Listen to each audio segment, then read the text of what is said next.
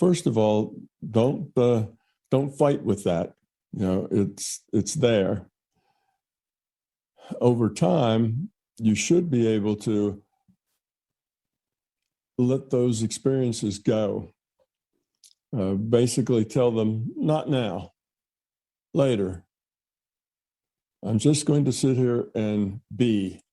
I don't want my attention drawn to textures. I don't want my attention drawn to other things. I just want to be here with no thoughts, without my attention being drawn to anything. So you should work on that, but don't fight with it or struggle with it. Just have that intention to do that.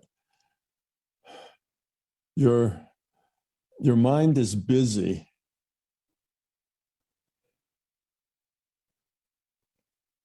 Because it's difficult for you to do nothing.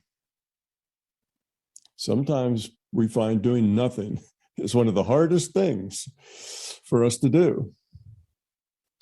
Doing nothing is almost, in your mind, is kind of equated to wasting time.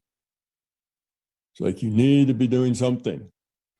And if you're not doing something, and you don't have something to do, well, at least you'll look at the texture on the wall, or something like that. So it's just busy stuff that you stick in there just to be doing something.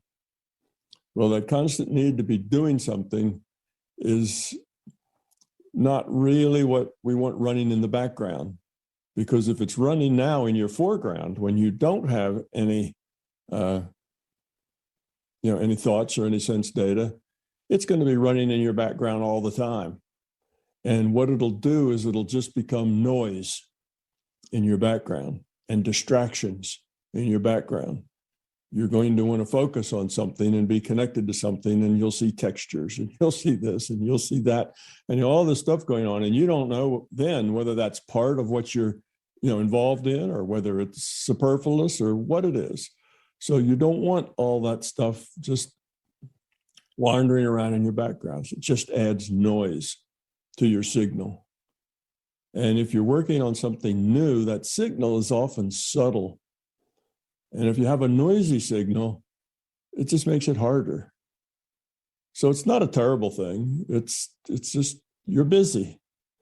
You need to stay busy. Doing nothing is a difficult thing. You'll have to practice just doing nothing, because that will, in the long run, give you a much better signal to noise ratio when you are doing things. They'll be clearer. They'll be more obvious. So work on it, Nathan, but work on it gently. Don't say, darn, there's that stuff again, because that will just be, that's going in the wrong direction. You just have to say, all right, there it is. Fuzzy walls, go away. Not now. Perhaps some other time, but I'm not really interested in that now. And all the other stuff that kind of just slides by. So that's kind of fine-tuning your control over your consciousness. So your consciousness does what you want.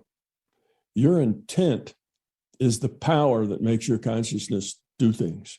It's that intention. And you want that intention to be clear and pure and powerful.